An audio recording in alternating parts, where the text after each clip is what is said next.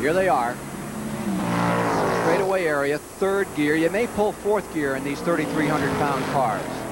The heavier stock cars, which are back here in Watkins, Glen as well this weekend, run this area in third gear for the most part and crank them up to about 8,700 RPM.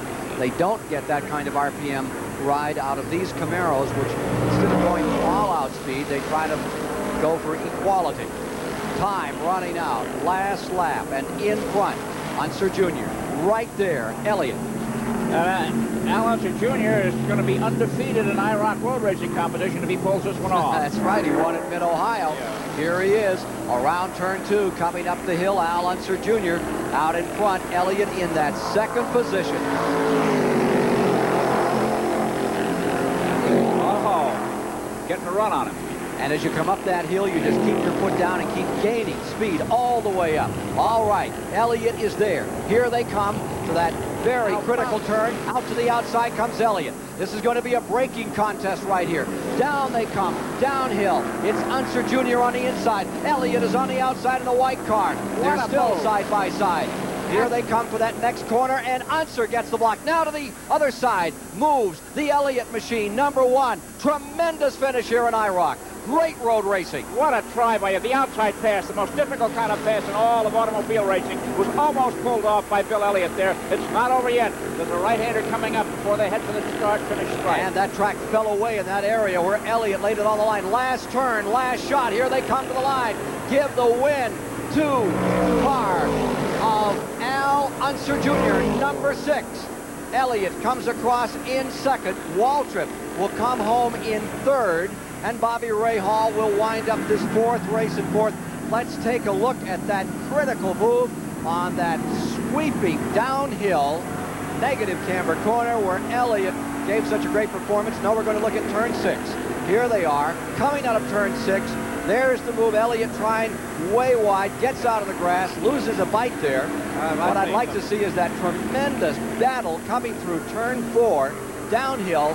The performance there by Unser Jr. and by Elliott simply outstanding. We'll get back to that in a moment, and we'll meet the winner, Al Unser Jr., after we pause for these messages. Al Unser Jr. with a tremendous drive here at Watkins Glen. New York, it is a celebration of youth in IROC 10 as 24-year-old Al Unser Jr. is pulling into victory lane after an incredible performance in the very last lap as he was challenged by Bill Elliott in the white number 1 right at the same turn. We're better than 170 miles per hour yesterday.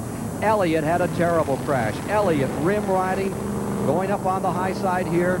Unser just holding his line, not being intimidated, and making his way from there down to the checkered flag and on into victory lane, where he is standing by with Ned Jarrett. Well, we're standing in victory lane with Al Unser Jr., who not only won the battle here today, but he won the war as well. $150,000. Congratulations. Thank you, Ned. I tell you, it's super day. I never had really a lot of luck at the Glen, and going into the race, we knew we were going to have to work real hard, and sure enough, this is great, you know. Well, Elliott tried to make a pass on the outside on the last lap. Yeah, well, I knew he was going to take a run at me because my tires were going off real bad, and so I just was going to come out on that backstretch, and there was no way I was going to go to the left-hand side of the track. So we just stayed to the right, and he could try all day long on the outside. I didn't care. Well, Ken, that's what you call good defensive driving. So Al Unser Jr. comes home victorious in his first try in the International Race of Champions. Chris, a thought from you. Well, I think that the racing today was outstanding. The drivers are right on the edge. You're showing when a little thing happened, Al Unser spun out. They really are on the limit all day. Let's go to Ned Jarrett, now standing by with Bill Elliott. Well, Bill Elliott came home second in the race and in the series. Bill, you made a gallant effort on that last lap, but couldn't quite pull it off. No, I knew he kept guarding the right-hand side of the racetrack. I knew the only shot I had was on the outside. Maybe if I could stay side by side with him up that next chute and go in that next left-hander, I'd have him, but it just didn't work out that way. If you'd have been in front, you'd have probably done the same thing he did. Well, I wouldn't doubt it. Well, congratulations on a fine series. Thank you, Ned.